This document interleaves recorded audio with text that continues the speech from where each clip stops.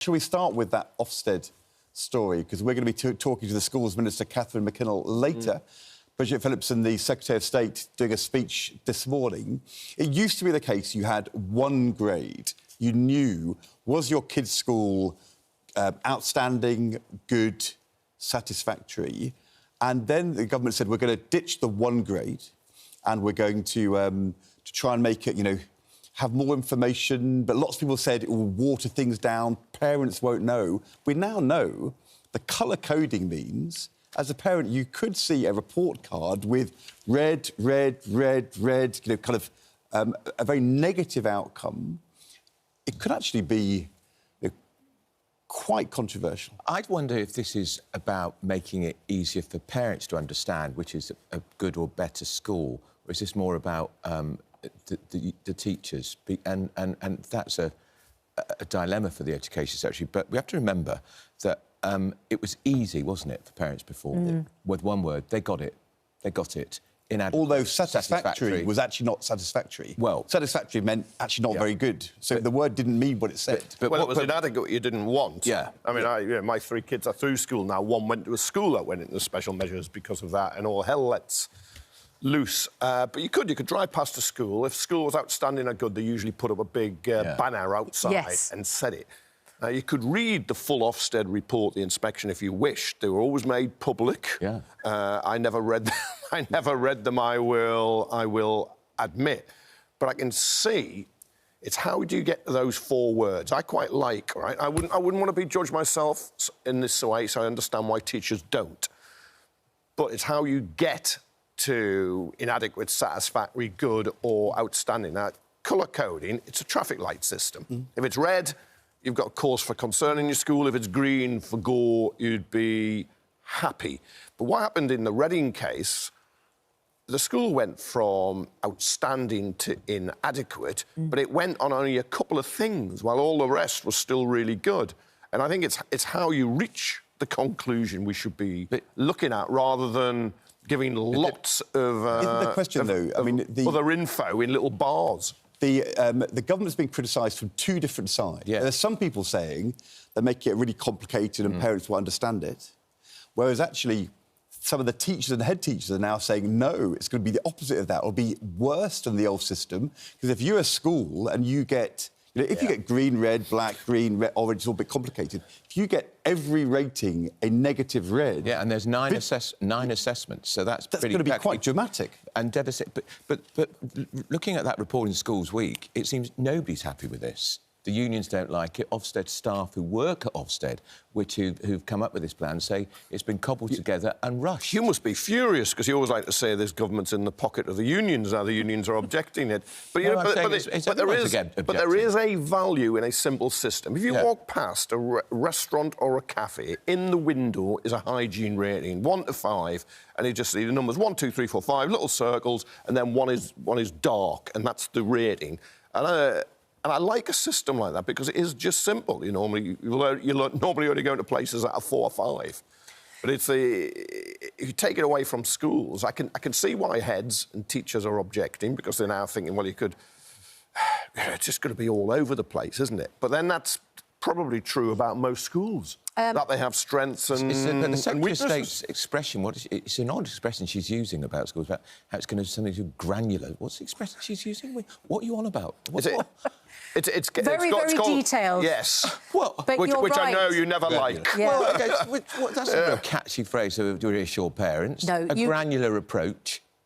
Offering way more information, and as you suggest, perhaps it's going to be too much information, because at least those 4 report words, outstanding, good, requires improvement, and adequate, were at least simple. Yeah. The trouble is that this has all come because of the inquest into the death of Ruth Perry, which found the Ofsted inspection contributes to her taking her life, because she was so worried about her school going from outstanding to inadequate. And perhaps it feels like, have they gone then too far? The other way. The other way, in making it too complicated now. And also, if the idea was to support teachers, unions do not think this is going to support teachers. So Anna, on email, said, I've been a teacher for more than 20 years and I'm fed up with new administrations reinventing the wheel. The colour coding system is yet another example. We recommend as teachers not using red marking in children's books as it causes distress. How, then, is a new colour, Ofsted, going to stop teachers and senior leaders from feeling stressed or disheartened? The whole point was to stop teachers feeling stressed. No, but hang on. We can't at the same time say we don't have any distress and we never want to upset anybody. But we also need to provide clear information to parents. You can't have both arguments. It's either the case, it's all going to be mushy and we're not going to say anything, and therefore parents won't know, or we're going to tell them. And the truth is, as a parent, if you find out your school has got 9 red ratings, that's quite bad. And to be quite honest, as a parent, or actually as a Secretary of State, if a school knows it's got red ratings, it should know, and the parents should know, and you should do something about it. How do you brush that under the carpet? The parents are entitled to know. Absolutely. That should be the key here. Absolutely. That'd be the whole point of this. But was the whole point of changing this in order to give parents more information? No, I thought the whole point of changing it was in order to avoid making... No. The whole point is to raise standards. That is the whole point, and that includes giving parents more information and also addressing the concerns of teachers and heads, which it seems not to have done. But the truth is, none of us really designed to do that, was it? Because the report card was always about giving parents more information. It got all caught up with the terrible death of the head teacher. But the truth is, I mean, this would help in her case in that there would have been one rating which would have been red for safeguarding, but she would have had lots of other green ratings on other aspects rather than one overall grade. But would this review have happened if it hadn't been for the tragic suicide of that head teacher? Well, it's certainly... Labour was committed some time ago to... When I was Secretary of State, we wanted a report card. Yeah, at one point, it was in the Corbyn era, it was abolish Ofsted, but you would still require, I believe, a national regulator. This applies to England, Wales, Scotland, This is going to be tougher for head teachers and teachers, not softer, and that's a good thing. Well, my point is it easier? Will it make it just as easy for parents to understand? I think it might be easier because you'll have, all these. As I said, if you get 9 dark greens, great. If it's a mix, well, there's something good and bad. If you get 9 reds, I mean, that's going to be worse than being told you require improvement or inadequate. Because think how visual that will be. Yeah, what it does in the short term is it makes the school even worse because people pull out their kids, teachers leave, and school's always classed as inadequate. I saw it in the case of one of my kids. It gets worse before it gets better. Yeah. So you've got to be aware of that, and it's why do you mark them down? Because you might be really strong in a lot of areas, and in Reading, a couple of areas were causing concern. The head clearly cared about what she was. It's a novel idea that you shouldn't have red ink anywhere involved with schools. There's quite a lot of red ink in my... I was going to say, I think we can all remember a lot of red. I do. The truth is, our head teacher in our report with Nick said, we're an outstanding school and this is a good reform.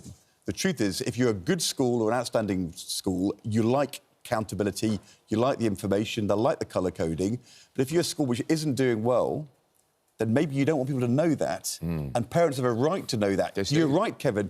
The question then is, what do you do about it? Oh, yeah. But not to face up to the fact you're not doing well for the kids. Yeah. That's the problem. Well, you normally need a new leader, a new head, because heads are so important. But you want the head who can motivate the teachers and take the teachers with him, because that's right. It's not often the fault of the teachers. There's a whole set of circumstances that have come together. Let's talk about where our leader is going today. So Keir Starmer, Andrew, he's off to Brussels. Yeah. He's going to join a gathering of EU leaders. This is the first time a British Prime Minister has done so since Brexit. 8 years ago. Is he going to renegotiate Brexit? No, since 2019.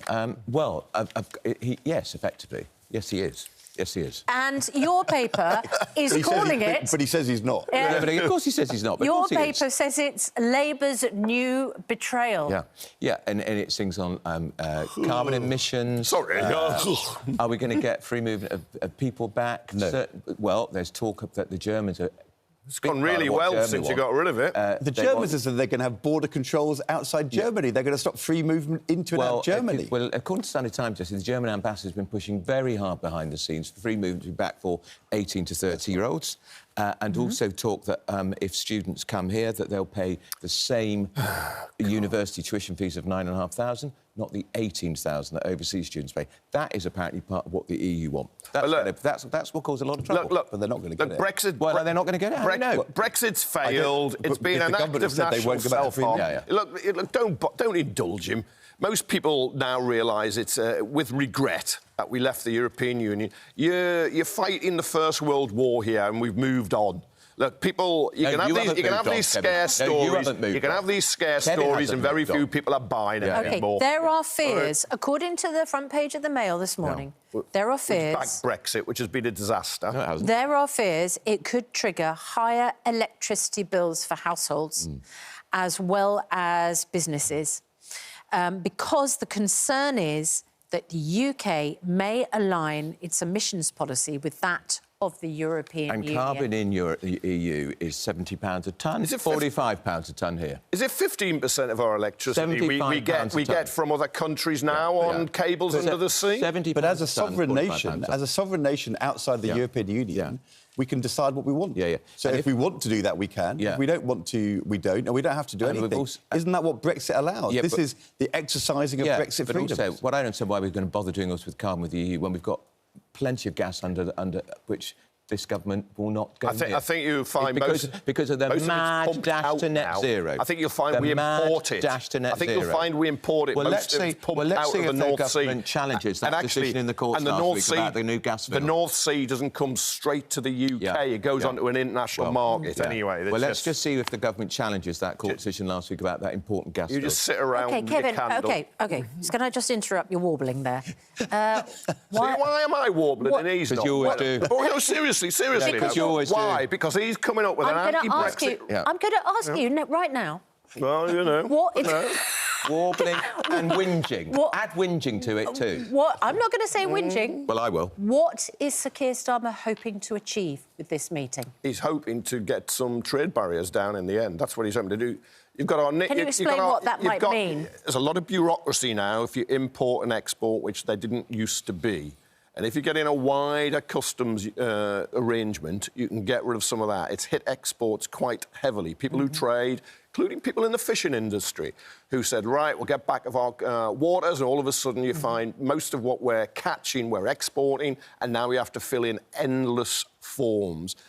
He's trying to get a reset and make, after the break, and we chucked our toys out the pram and shouted abuse at them, he's trying to say, these are our neighbours, it's the biggest single trading bloc. The US is our single biggest trading country, but it's our single biggest trading bloc. So you want to be a good neighbour. Can I ask, if he's trying to get something from Europe, what's he going to give Europe in return? That is his problem. Now, you can say that again. we are the junior partner here. We're the smaller country. They're much together. They are bigger, stronger.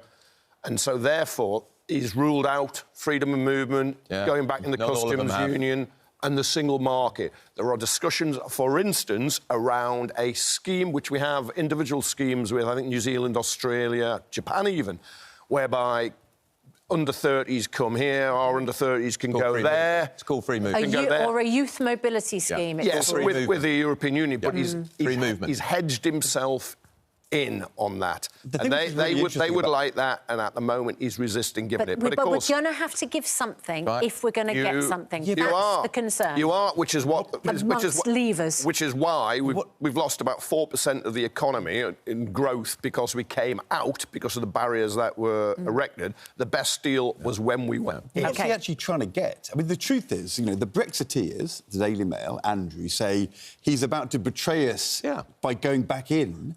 All the pro-Europeans on the other side are saying he's betraying us. We want to go back in the customs union. We want to go back in the single market. And he's saying, I'm not going to do any of that. They say we want free movement. Keir Starmer says, I'm not going to give you free movement. So at the moment, he's right in the middle. Everybody dislikes what he's doing. Yeah, and he's got a Foreign Secretary, David Lammy, who wants customs union back, wants free movement back. The government said in its manifesto they weren't going to go back in the customs union. There's no way they're going to... They're not going to give free movement. The manifesto, that blueprint for the way they govern this country, did they say in the manifesto they were going to whack national insurance rates up? No, they did not. Did they say they were going to take the winter fuel allowance away? No, they didn't. No, they didn't. So I wouldn't worry about what the manifesto says, because it's a piece of fiction. If it was in a library, it'd be in the fiction section, not non-fiction. So you're saying to all those pro-Europeans who voted reform, don't worry, guys, Keir Starmer isn't betraying you. He is, in fact, going to take you into the customs union, even though he says he's not. I didn't say... no, I'm saying that's what David Lammy wants him to do. That's his foreign secretary. Quite an influential figure in the cabinet. What I'm saying is... I know, but he's going to what go does Keir there Starmer want? and as Susanna said, he's got to trade something back. To get what? Well, I don't know what he's... well, he wants... I think he's going to talk about security and defence. I think he's going to talk, I think, behind the scenes, talk about the German ambassador, free movement. Well, you know, it's mood music, isn't it? Rishi Sunak decided to improve the music too.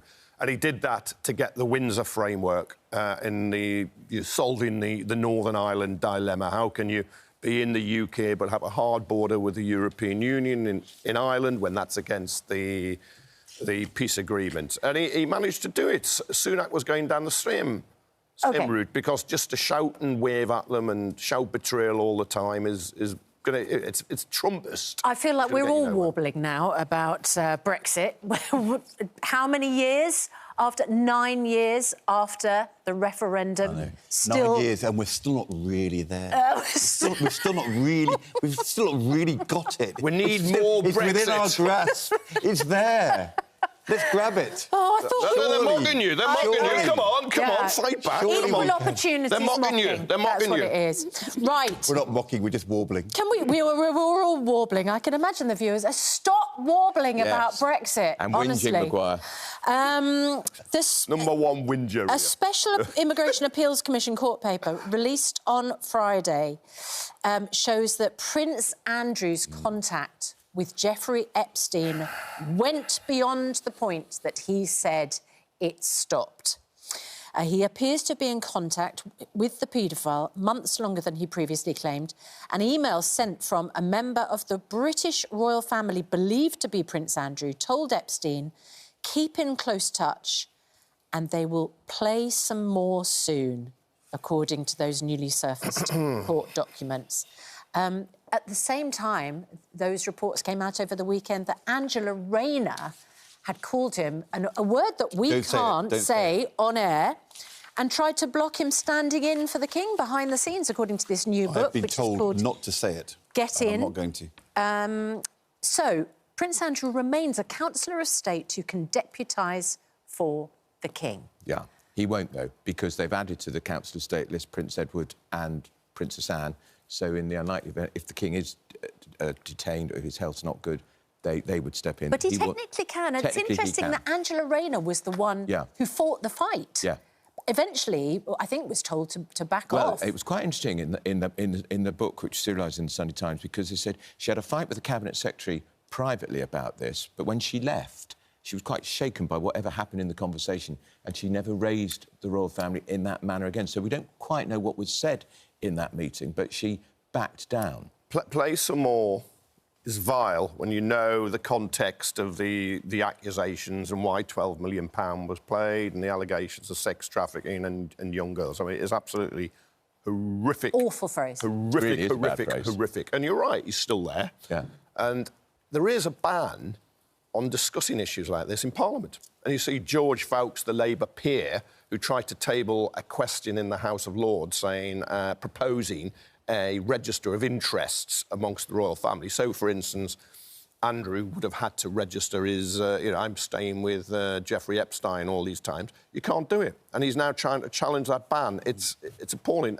Andrew, to some extent, is still getting away with it. He might have lost his titles. He might have been pushed aside. He's still living in that royal lodge. He's still got official positions. And the more you discover, and we haven't even gone on to the alleged Chinese spy, but the more you discover about his relationship with the convicted paedophile Jeffrey Epstein, the worse it gets.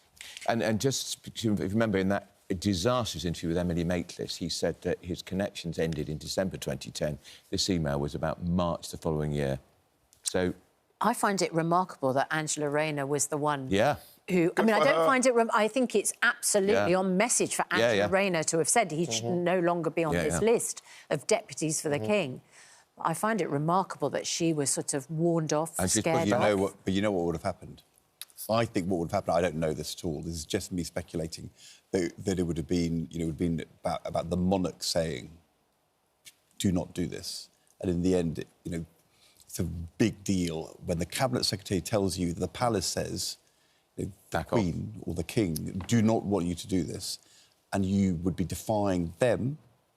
I think that you think twice about that. Well, it's fascinating because it's not clear what was said, and I'd love to know. But it's that's speculation. But that's But it's His Majesty's government. She is His Majesty's minister. She would have had go and this was probably at the lightly time when brush the hand, you know, to join the Privy Council and be appointed a minister and all that nonsense, and no doubt be writing regular letters to keep the. If the Cabinet Secretary says the Queen or the King do not want you to do this, you think really hard about it. Well, it would have been the King. Yeah, and but look, it's throwing a light into a very murky side of how Britain operates. Let's talk about something else which is going to cause outrage this morning, and that is that if you own a cat in Scotland, is it about to be banned? What? This is a genuine banned from proposal. Going outside. Well, yes. This is an official report. Ban the cats. An official report for the Scottish Government by a commission set up in 2020 by Nicola Sturgeon says there should be containment zones where residents should be forced to keep their pets indoors or stopped from owning them altogether. Because they might catch mice. No, they might catch birds because, of course, they can catch mice indoors. Yeah. It's just, well, isn't it the natural world? It's exactly. It's called nature. My cats are predators, I'm afraid. They kill birds and they kill mice. Do you take your cat out for a walk on a lead? No, I do not. No, nobody takes because their cat that out is for a what walk they're going to have to do in Scotland. Well, exactly. Good luck trying to put a lead on Rosie. Yeah, I found it quite distressing when my cats would bring in birds. It didn't happen very often, and you know, it was awful. But that's what happens. And you get wet, put a bell on, which you try to give the bird a warning, but then the collars. They get rid of the collars. But I just don't see really how you could go around. Don't other predators outside also kill birds, like foxes or owls? All the time. Why don't they worry more about horrible, smelly, disgusting foxes birds in of prey? Scotland? You can't own a cat and then not want it to kind of be a cat. Hasn't the Scottish Government got more important things to be worried about? You would imagine. This commission suggests that in new housing developments in rural areas, there would be a stipulation which says that cats may not be kept at all. Please it's help just me. extraordinary. Oh, my I can't imagine that Scottish cat owners are going to stand for it. Not a vote winner, I wouldn't think, for the SNP already. I wouldn't have thought so at all. I just don't interfere. Just let, you know, people have a cat or not. And if you want to urge them to put a bell on it, urge them to put a bell on it. But they keep the mice population down and the rats population down. They're very good. The last thing I want is cats with bells. I just think they'd be ringing the whole time. OK, just finally, before we go, huge congratulations to Ed Balls for winning these fantastic awards at the Political Podcast Awards 2025, Interview of the Year and the People's Choice Award. You are officially the People's Choice podcast. Is that People's singular or no? plural? No, it was voted. Was the only one voted by the public. Yeah, so political currency. Well done. And what was the interview? Michael Gove. Michael Gove on the Brexit referendum. We were. I mean, I do remember. Oh yeah. Did you warble on about Brexit? We warbled on for about an hour and a half. It is. It's you and George Osborne. Yeah, it's a with George. Political currency. Persephonica, George Osborne and me, every Thursday. People can listen that can hate one or both. I mean, that's the joy of it, isn't it? Listen to me and hate Kevin. But no hate on this programme. Walks into it. I don't mind a bit of hate. Whinging on. There is no warbling or whinging on our podcast. No. Unlike here.